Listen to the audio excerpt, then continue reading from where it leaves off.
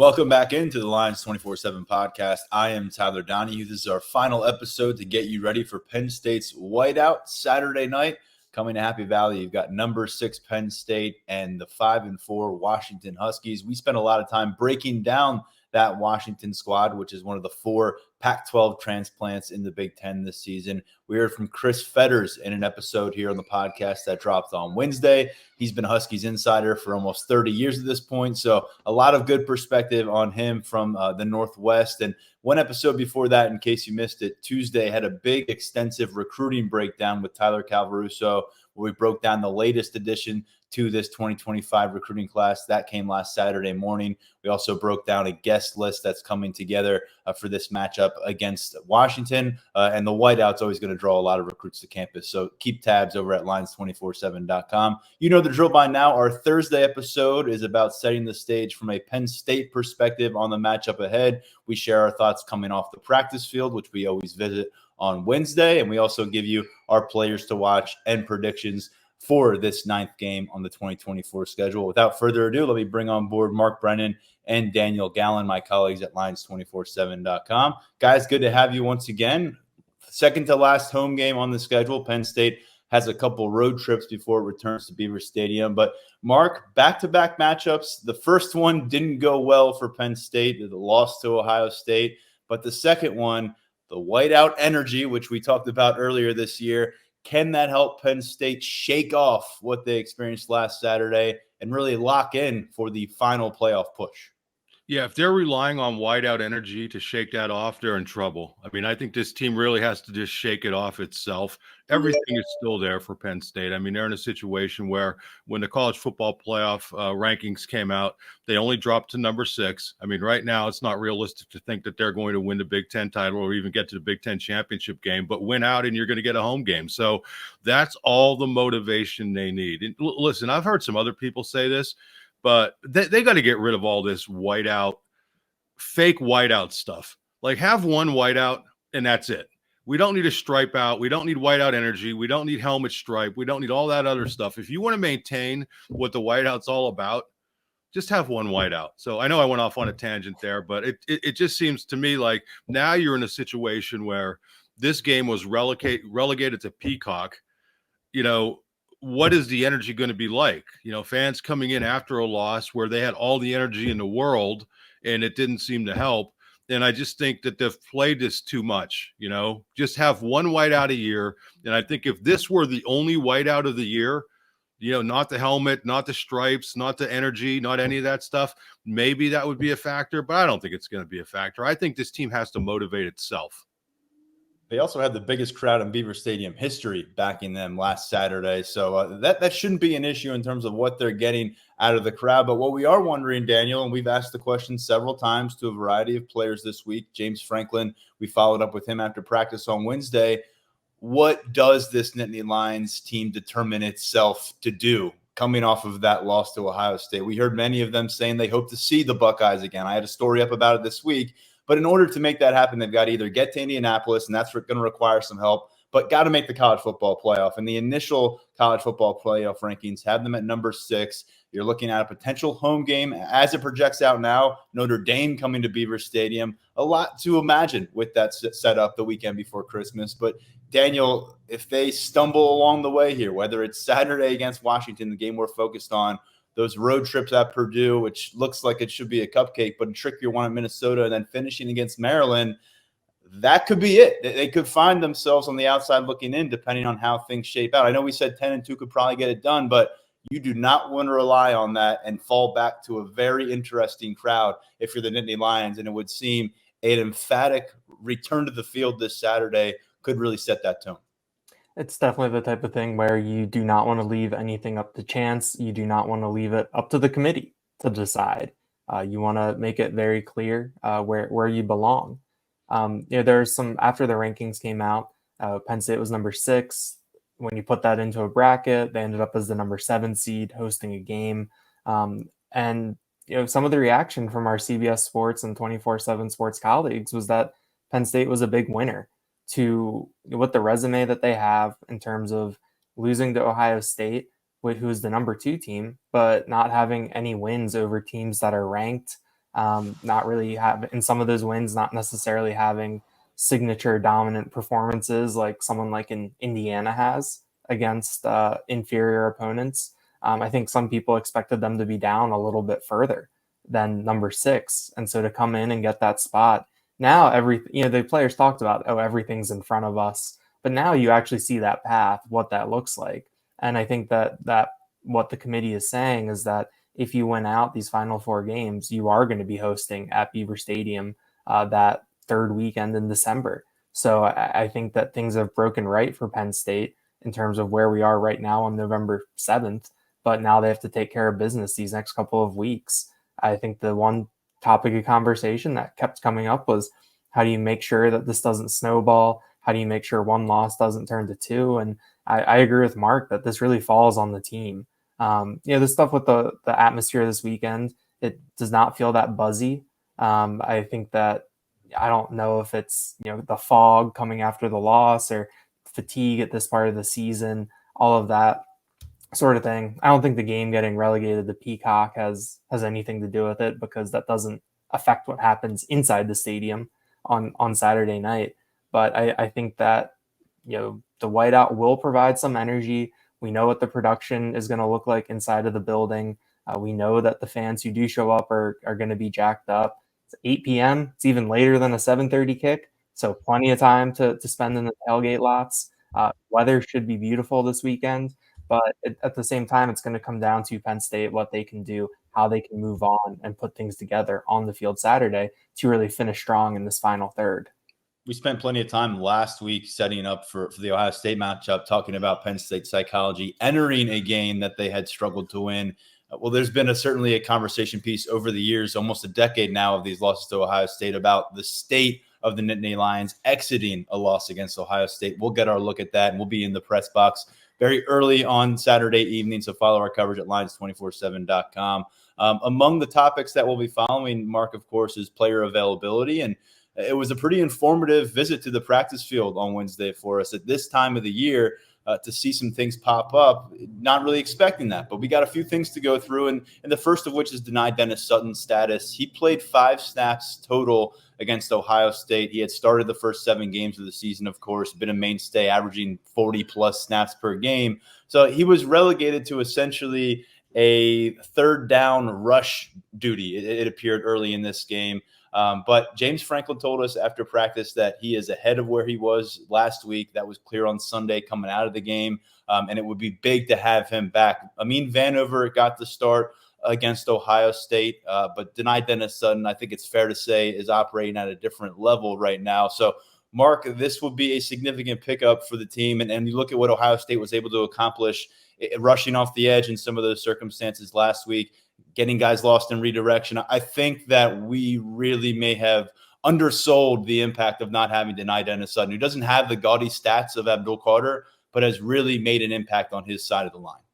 Yeah, the other thing I think we saw was that Aman Vanover, while a very good backup, when he was forced to play more snaps, it sure seemed like he just didn't have that feel. He was getting caught out of position at different times. And that's not really a knock on him, because he just hasn't played the number of snaps. And then you're talking about that level of opponent, that's a whole different thing. So yeah, having Deni back, I think, would actually absolutely be huge. And then when you're able to bring Aman Vanover off the bench, I think that's a whole different story.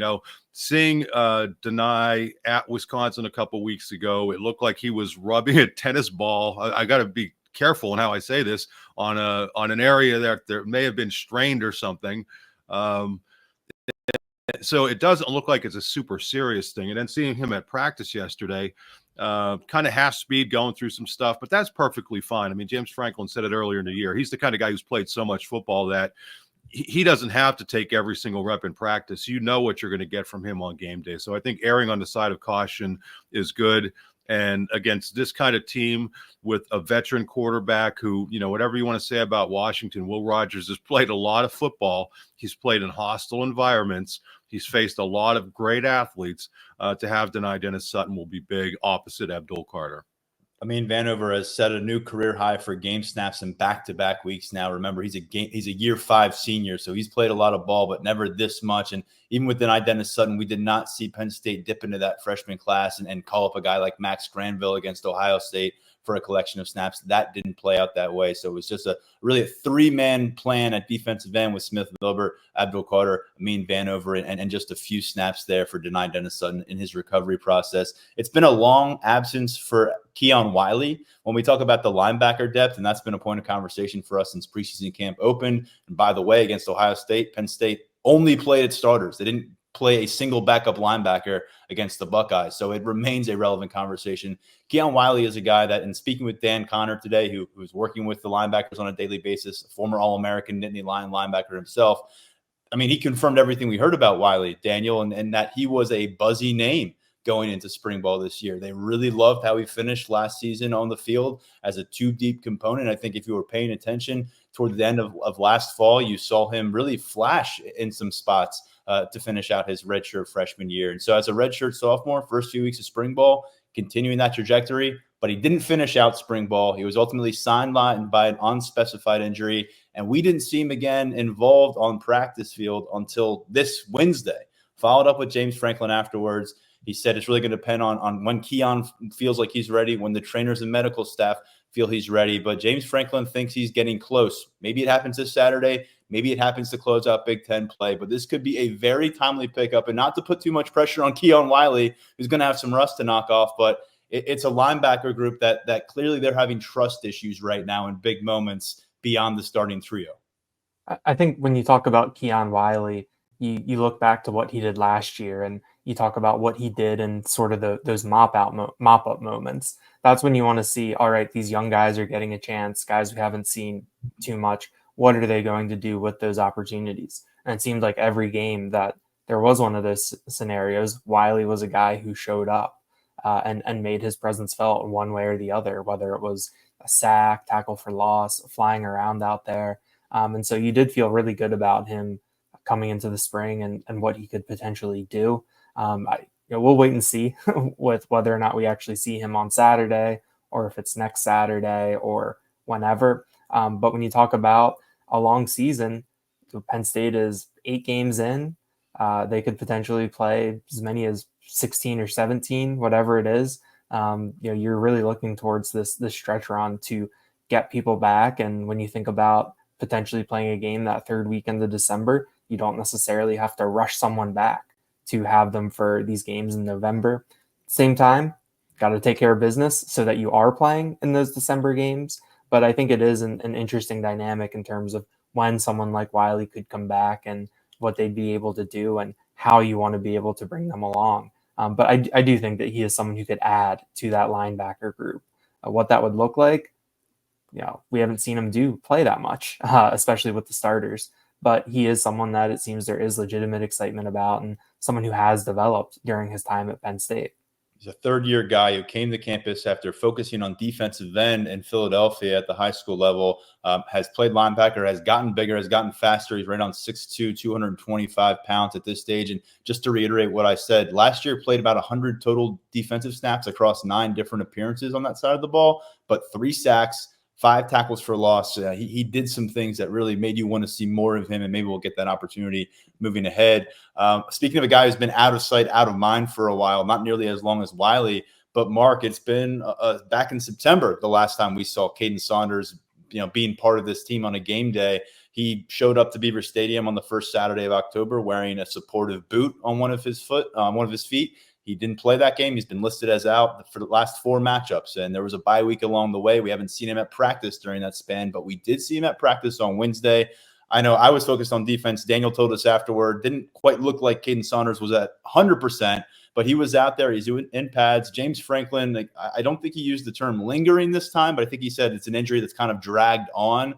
It's erased a lot of the opportunity we thought Kaden Sanders, a former top 100 recruit, would have as a redshirt sophomore.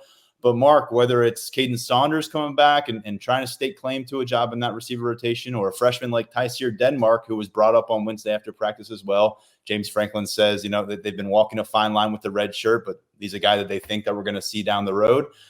If there are other options to present out of that receiver room, Marcus Higgins is running out of time to present them.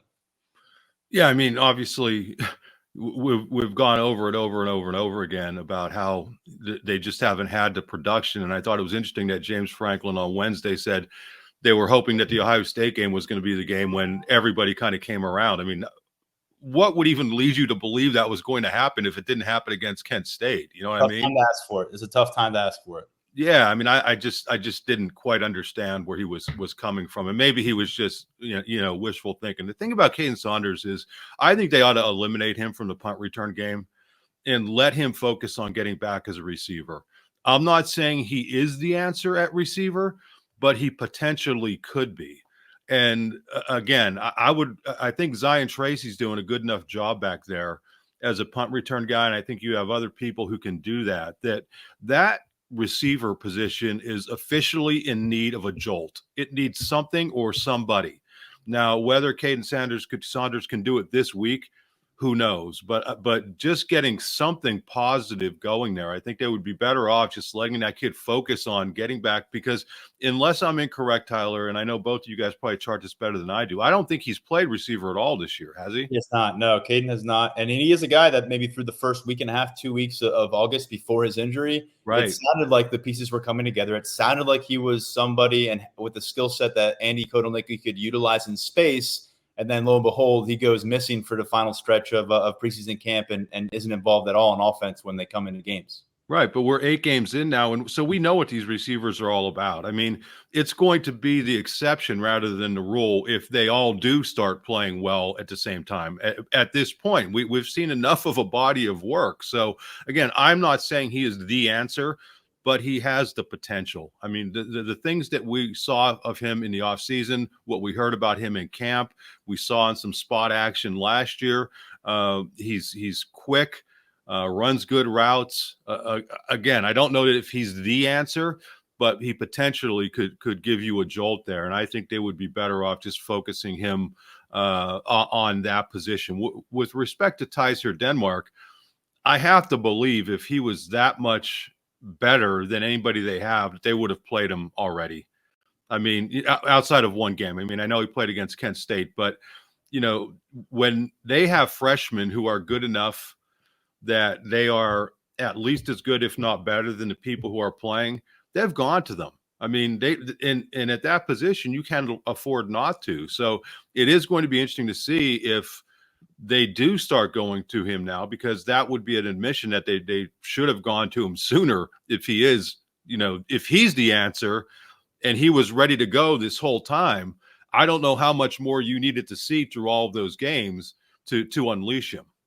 Omari Evans is a third-year guy. He's one of 5 receivers from that 2022 class that are involved in that room right now. He's got 385 career yards, but you look at that entire group and you look at the 10 total high school recruits that they've signed at receiver since 2022. Omari Evans leads the way with those 385 career yards. None of the other 9 has accrued 80 receiving yards with Penn State. So you look at the last 3 cycles, what you have not got on the field. Tyser Denmark is part of that conversation. So is Kaden Sanders for different reasons. Haven't seen those guys involved much this year, but just a couple names to monitor moving forward as they search for some answers. And maybe they can organically do it with this 4-man group and they can take a step forward this week. But the jury is at least out at this stage when it comes to determining that this receiver group is ready for prime time and the playoff push. We got another note on the injury front. Quentin Martin Jr., who has been out the last couple of matchups at running back, have been operating as RB3 behind Nick Singleton and Kaytron Allen since Cam Wallace went down with an injury in September. He was back on the practice field. We didn't see him on the practice field either the last 2 weeks leading up to his absences against USC and Wisconsin. I'm sorry, Wisconsin and Ohio State. So he last played against USC. His next game will be his 4th game. So he's right on that verge of burning red shirt if they do use him. And then I just wanted to throw to you here, Daniel, on Tyler Warren. The award recognition is starting to come through across the country as these lists go from, watch lists with 500 people to semifinalist lists with 40 people. And there are some semifinalist lists that are much smaller, and Tyler Warren is making those dwindling groups. And a couple that popped up this week just put the spotlight on Penn State's standout offensive player. We talked about it after the game on Saturday when we got to our seats, and we had a flyer with Tyler Warren's accomplishments at our seats, which I think is kind of the signal that the award season campaign is on, and that Penn State is going to put a little bit of muscle behind getting Warren's name out there, getting his face in front of people, getting his accomplishments out there. That happened this week. He's one of 8 semifinalists for the Mackey Award, which goes to the nation's best tight end. Just kind of handicapping it from where I sit, it's probably going to be between Warren and Bowling Green's Harold Fannin Jr., who had a big game against Penn State back in September. He's up over 1,000 yards for the season. Our 24/7 sports colleague Chris Hummer wrote a nice story about him over at CBS Sports and who he is and how he's gotten to this point. I think the Warren supporters would say that Harold Fannin's more of a glorified wide receiver than the complete tight end, but we'll see. And then speaking of Warren's versatility, earlier Thursday, he was announced as a finalist for the Hornung Award, which goes to the nation's most versatile player. There's 3 finalists: Travis Hunter from Colorado, who I assume everyone watching this knows and knows of his exploits, and Louisville's Isaac Brown, their freshman running back, who also has some numbers as a receiver out of the backfield and as a kick returner, are the other 2 finalists there. And I think that you can say what you want about awards. I think they're always interesting to follow because they say so much about on-field accomplishments, but also perception and everything else that goes into it. And so I think the Hornung Award, to get to have Tyler Warren's name alongside Travis Hunter's, and is pretty neat. I think that you could make the argument that Hunter is the most famous player in the sport right now. He was on both pregame shows. He was physically in State College on his bye week. Colorado's bye week, he comes to Happy Valley to be on ESPN, be on Fox, those pregame shows. So we'll see. I think Tyler Warren has has another spotlight game, even if it is on Peacock. It's prime time. People will know because it's the whiteout. So we'll see what Penn State has in store for us through these final 4 games. Hey, quick note on Warren. Quick note on Warren. One of the cool things I saw in the media room afterward, I don't know if you guys caught it, but Pat Fryermuth was there right by the door, and he actually asked Tyler Warren for his jersey. I mean, could you imagine? I mean, what that would mean to a guy like Tyler Warren, who's obviously been looking up to Fryermuth for the last however many years. And then the other thing that kind of struck me is that they're standing right next to one another, and Tyler Warren's significantly bigger than Pat Fryermuth, which Fryermuth is not a small guy. I mean, he's he wasn't considered a small pass catching tight end. So I thought of all the honors that Tyler Warren is going to get or is nominated for, I think that one was pretty cool when you have somebody of Pat Fryermuth's kind of level caliber saying, "Hey man, I want your jersey." Warren, by the way, 51 catches on the season. He's 6 away from tying Mike Gesicki for the most in a single season at tight end for Penn State. Gesicki had 57 of those back in 2017. And by the way, 2017 is when Saquon Barkley took that award as college football's most versatile player. We know he did it as a runner, receiver, and a kick returner that year. And so Tyler Warren in that spotlight. By the way, they're 2 different players that, in terms of how they deal with media and how they pursue it, than Tyler Warren and Travis Hunter. I think Travis Hunter probably had his own podcast launch before he even left high school and was getting financially rewarded for it. And Tyler Warren still hasn't shown up on Twitter after all these years. So I did make the comment to you, Tyler, where Warren is opening up a little bit more. That he is starting to entertain those the questions about himself, which is, who knows if that is his own level of comfort. Who knows if that's someone in his ear saying, "Hey, you should probably get out there a little bit more." But I think that's been pretty cool to say because he is someone who, when he does expand on something, I think he does have interesting things to say and really does provide some pretty good insight. Well, what was it that AJ Harris said about Zion Tracy? Like he's not a media guy, or how was that phrased? It was that he's not a media type, but basically he's going to have to be if he keeps making plays like he did last week. That's Tyler Warren. He has to be. By the way, Daniel has a good story up on Zion Tracy on Thursday over at Lions247.com. A really cool note about him calling his shot for that pick 6 against Ohio State. during their film study for the Buckeyes last week. Obviously, one of the high points of that matchup, and Tracy's a guy who continues week to week to make step forward.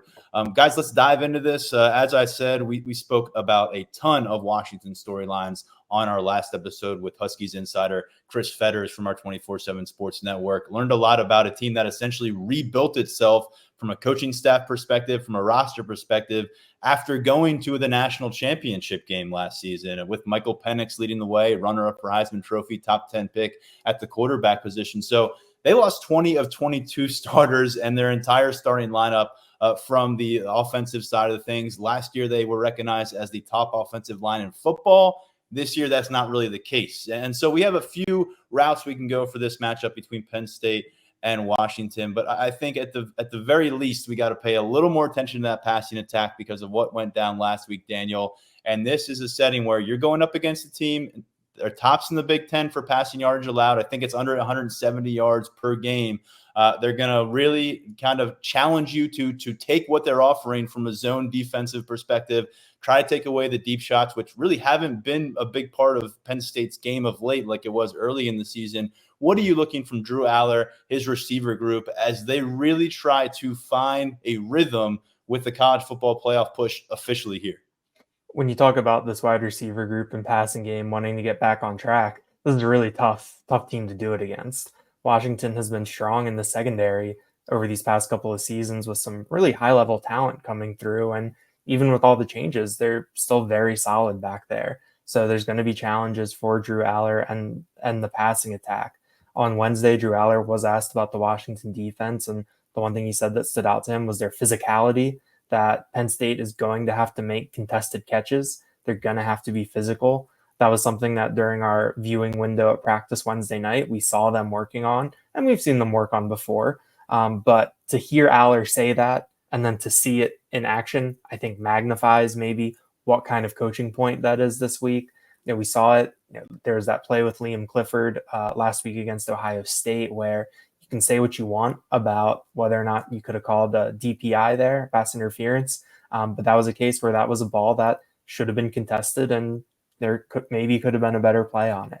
I think this wide receiver group is going to be in the spotlight. They're going to be challenged, and it's up to them to respond to that, whether that's making some tough catches, whether that's being physical, whether that's being the aggressors and setting the tone. That's really going to be something to watch because when you talk about the Penn State running game, that hasn't really been there for the past couple of weeks.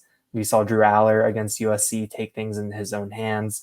We saw in the second half, Pula change things up a little bit at Wisconsin. And then last week against Ohio State, it was back to that sort of station-to-station offense. So I think that it's very important for maybe if you don't, Drew Aller doesn't have to pass for 300 yards, but to show something, to show that you can be a threat and to make an opposing defense defend you seriously on the back end, I think is big for Penn State.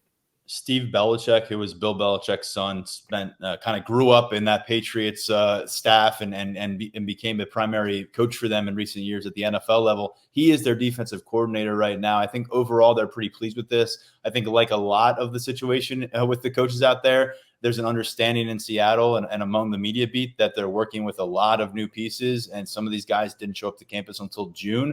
What they do have is some experience at linebacker. I think that's really where you can lean on it, and I think that's notable that this team has an experienced quarterback in Will Rogers, who's going to end up being like top 10 all time in passing yards in college football. And you've got these linebackers, two guys that have significant starting experience in Alfonso Tupatula, and then you got Carson Bruner. And Bruner last week was the Big Ten Defensive Player of the Week. So 12 tackles, he had 2 interceptions off Miller Moss in that win over USC. So I think there's some stabilizing forces on both sides of the ball with the linebacker unit and the quarterback play. But Daniel referenced it there. If there's a spot where Washington has been susceptible, it's been against the run. And when teams have decided that they're going to try to carry the ball with authority down the field, it has really worked for them. Curt Cignetti having an outstanding season for Indiana. During the second half of that victory for the Hoosiers over Washington, they committed to running the ball. They had long drives. It was very effective. It kept Washington's offense off the field, and they do have pieces that can make you pay on the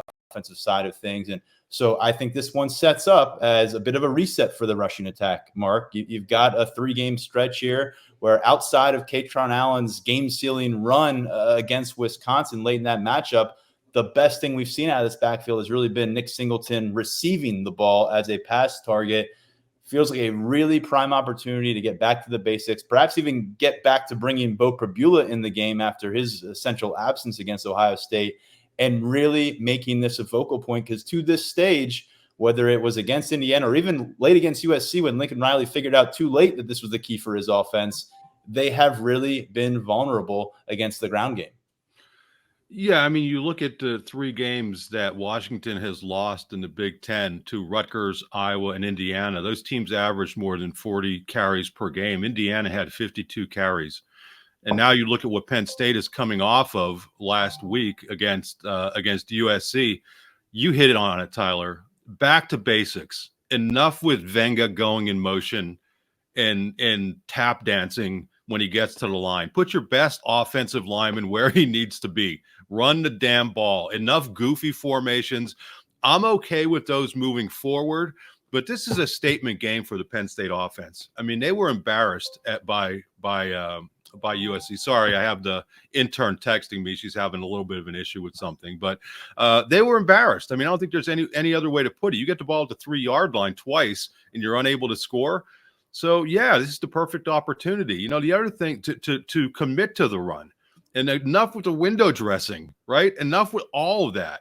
Just run the ball, whether it's Bo Pula or Drew Aller at quarterback. I don't care. You have the running backs who can do it, and you have the offensive line that should be able to do it. But the other thing about all 3 of those games that they lost, each one of those teams had at least 1 receiving touchdown by a wide receiver. So what is that telling you?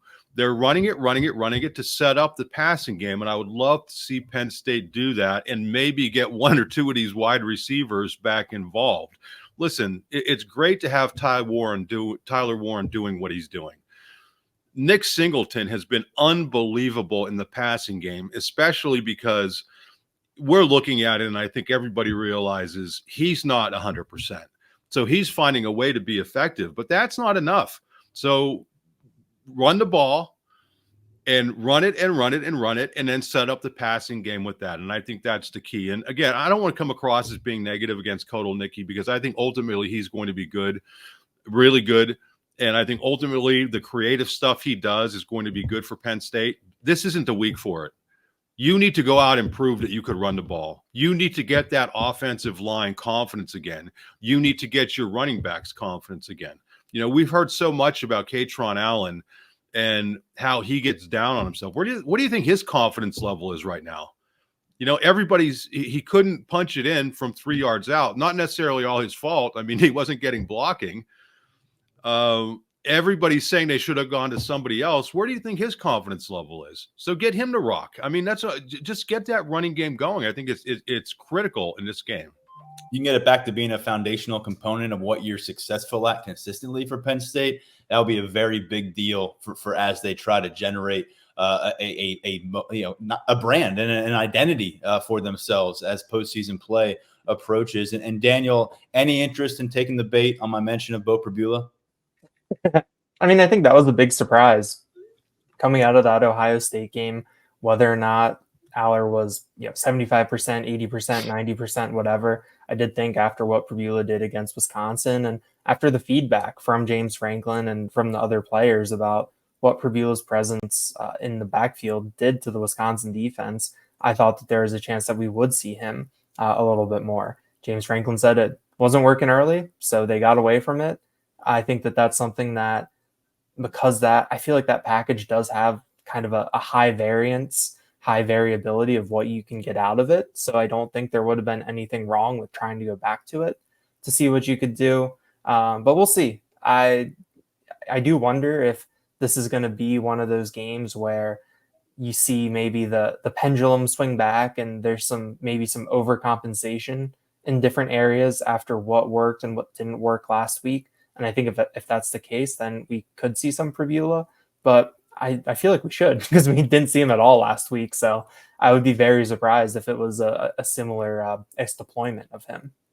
When you look at this Washington backfield and what they bring to the table, we talked about Will Rogers and the experience. He played a lot of ball previously for Mississippi State, ended up committing to the former Washington coaching staff. And then when they left, he committed to the new Washington coaching staff, and he becomes their starter this year, replacing Penix. He's over 70% completion, 2,200 plus yards, 13 touchdowns, 4 interceptions. He hasn't put up huge numbers, but he's had the targets in Denzel Boston specifically with 9 touchdowns through the air.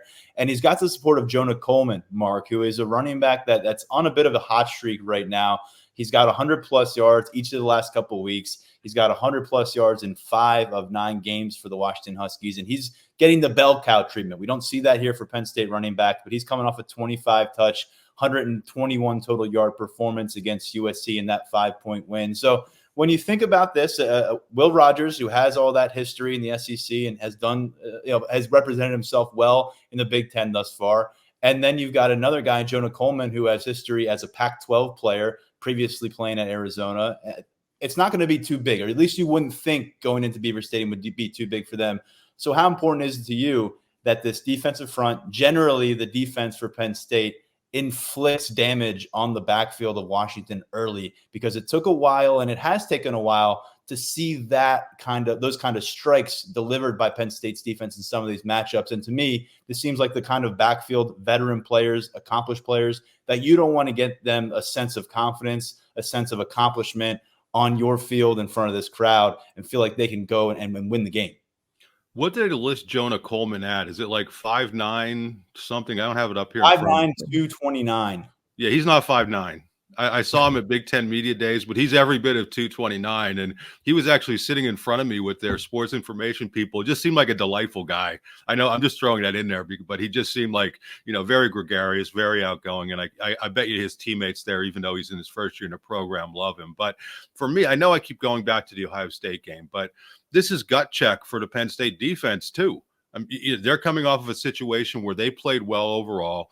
I talked about it in the last pod that I was on, that I probably gave them too low of a grade, but you see what they allowed Ohio State to do on the ground when the game was on the line. What was it, 59 yards and on 10 carries before Ohio State took a knee right in that area when you had them pinned at their own 1-yard line.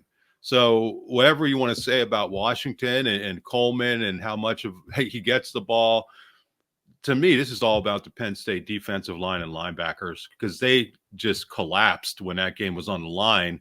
And that's not who they are. That's not who they've shown themselves to be all year. So to me, this is gut check. It could go one or two ways. They could be beaten down by what happened to them, or they could say, hey, listen, that was an aberration. We're not going to let that happen again. And I'm guessing it's going to be the latter, but I'm anxious to see how it plays out, especially with these slow starts. I mean, this is a game where I could see a slow start kind of snowballing after what happened at the end of the Ohio State game. So I think it's important for the defense to play well early in this game as well.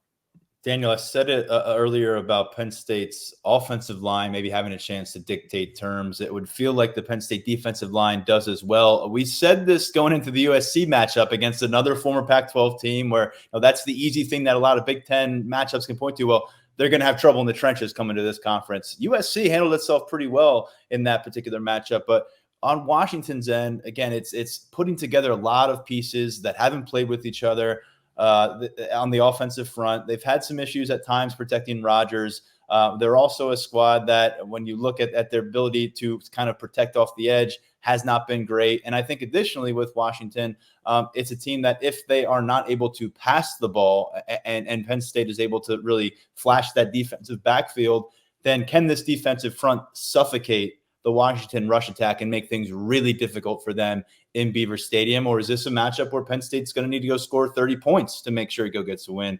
What do you make of what you want to see against a really average to maybe slightly underwhelming Washington offensive line against what has been billed as a defensive line here for the Nittany Lions that has the ability to take over games? I think when you talk about offensive lines, the one truism that's come out of the transfer portal era is that you can't build your offensive line through the portal. And that when you talk about these coaching changes and other sorts of upheaval, when the offensive line gets hit, that's really, really difficult. to rebuild and come back from. So I think that Penn State should have the advantage there against Washington. I think that you want to see Abdul Carter be Abdul Carter.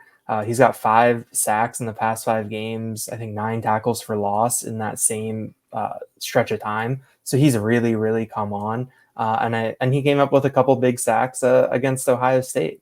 He did have one big miss on that 4th down, but he was in the backfield. He was being disruptive. And I think you just need to see more of that. I do think you want to see more behind him too. Like you want to see Aman Vanover turn some of that energy into a result. You want to see Smith Vilbert be able to get into some passing lanes, be able to make some things happen. I know the interior has been pretty strong. You've gotten a lot out of Alonzo Ford this year. Zane Durant has been really, really good. Devon J. Thomas and Keziah Izzard have flashed at times. We know what the depth is there. But I think sacks or something, especially when you talk about being in the whiteout, being in that type of environment, you get a little bonus on top of it because of the crowd, because of what that can do for the energy. So I think that if you're Abdul Carter, if you're the Penn State defense, you need to get to Will Rogers, you need to hit him, you need to get him on the ground, put Washington behind the sticks, have that offense get a little bit of a lead for you, and then you can really go to work. I think that Penn State should be able to dictate the terms here. All right, let's get into our players to watch and our predictions for this matchup. We'll begin with players in the spotlight, and we'll start with you, Mark. I'm going to go with Venga Ioane as my player to watch. I mentioned it earlier. That was fun watching what he was doing, going in motion against Illinois, but it obviously they went overboard with it against Ohio State. So I think you get him back at guard. Keep him at guard the whole game. Don't mess around with anything else and run behind that man. He's your best run blocker. I talked earlier about how they have to establish the run. As much as we want to talk about Singleton and Katron Allen, both terrific backs, this game to me, especially for the offense, is going to be on the offensive line, being able to reestablish what it did earlier in the season, reestablish what it did in the 4th quarter against Wisconsin, and open up some lanes. So I'm going with Venga as my player to watch. May sound odd, but keep an eye on him, and I hope they keep him at offensive guard for this entire game.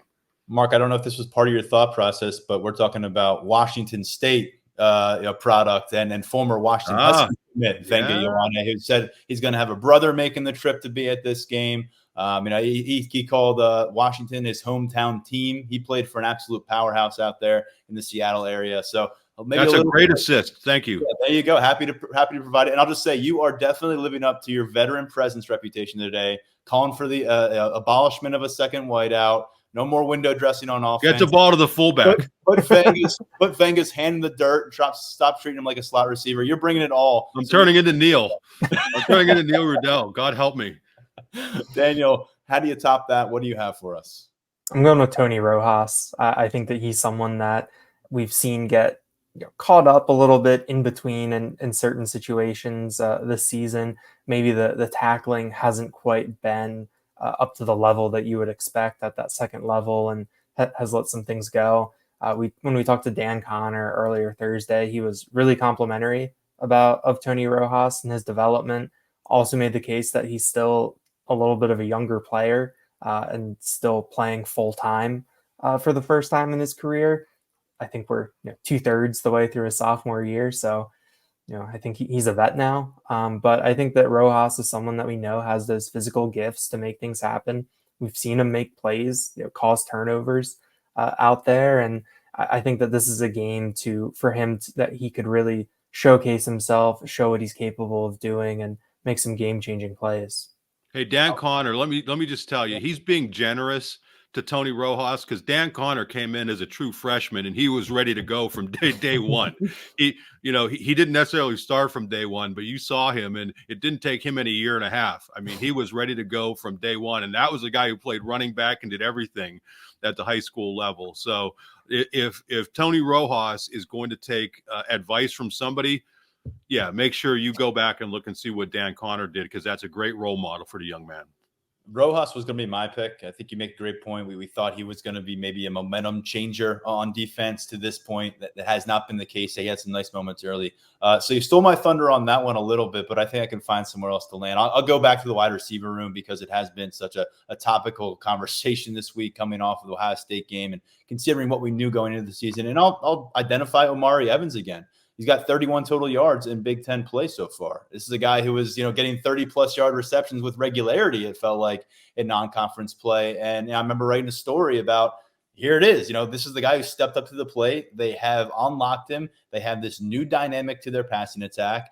And that has really gone by the wayside over the course of Big Ten action. We have not seen, outside of really some big shots to Tyler Warren, of all people, consistently, we haven't seen those big chunk plays. I think Harrison Wallace had 2 20-plus yard gains against Ohio State, but it's a lot of intermediate short receptions for this receiving group at times during Big Ten conference action. I think if they want to accomplish their higher end goals this season, which are still in play for them, they've got to get back to being able to not just run the ball with authority, but balance that out with the deep shots. Whether you're connecting on them, that's a big part of it, but just the threat of Omari Evans and the possibility of maybe picking up a penalty downfield, to me, it's a very vital aspect. We've seen Drew Aller's average depth per target down. It's starting to look eerily reminiscent a little bit of where his depth of target was at times under Mike Yurcich last year. He was about 12.5 yards around that through non-conference play. He's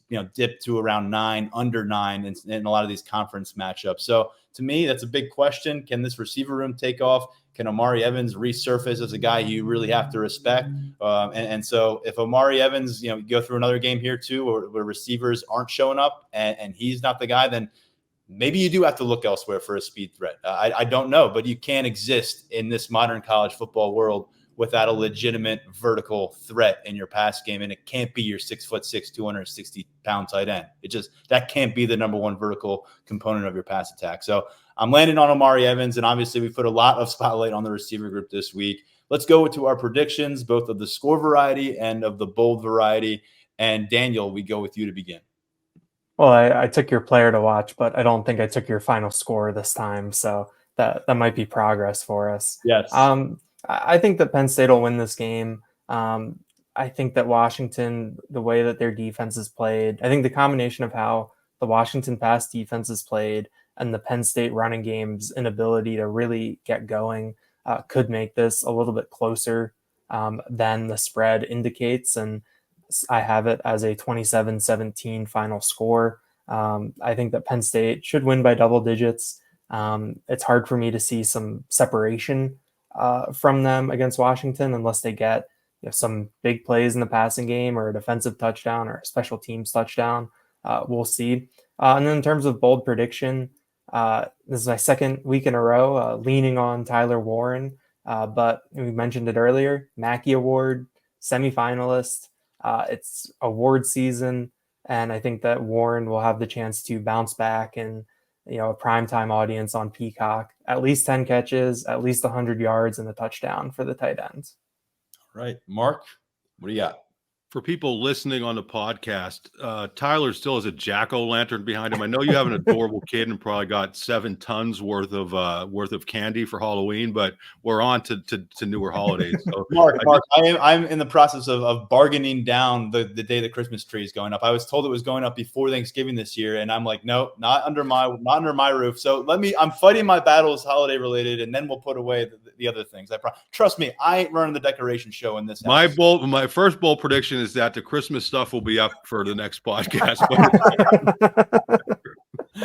Now, listen, this is not going to sound like a bold prediction until we give it the context. So my bold prediction is a Penn State wide receiver is going to catch a touchdown pass. The context is I was watching stuff on TV on Tuesday and was kind of getting bored. So I decided to go through and check every Big Ten team to see how many other Big Ten teams do not have a wide receiver who has caught a touchdown pass in Big Ten play, and the answer is 0. Every one of them, even your beloved Scarlet Knights of Rutgers, have somehow. Purdue has pulled it off. Everybody but Penn State in the Big Ten, and that just I'm goofing around here, but that's really that can't happen. It just can't happen. So it is a bold prediction. I'm going to call my shot with Harrison Wallace. I think he's going to get the ball thrown to him this time, and he's not going to hand it to the defender. He's going to hold on to it himself. Sorry, Trey. With respect to the score, I'm in the same neighborhood as Daniel. I think this is going to be a game where Penn State gets up maybe 27-10, 27-13, and then Washington maybe scores late, and it ends up looking closer than it really was. So I'm going Penn State 27, Washington 20. I think this is a gut check game for Penn State, and I think they're going to come through. I think Andy Kotelnicki is going to do a good job. Not going to be a super blowout, but I think they're going to do enough to get the taste of that Ohio State game out of their mouth and then move forward to ideally take care of business from their perspective for the rest of the regular season. Well, I'll make it 3 for 3 and picking Penn State to win, but not covering that 13-point spread. I landed on 30-20, and like you said, Daniel, it's nice not to land on the same point total as Penn State as we have for the last 4 weeks. So 30-20, I don't necessarily see Penn State going out and building a significant gap on the scoreboard. I could see this one just feeling like Penn State's at an arm's length away, maybe a 2-possession, a 9 to 12 point kind of lead for much of this game, where if Washington can get a stop and get a score, all of a sudden the complexion changes. I do think we'll see some lackadaisical moments over the course early on, just because of how human nature can be coming off a game like that. And I think Washington's going to come out pretty sharp.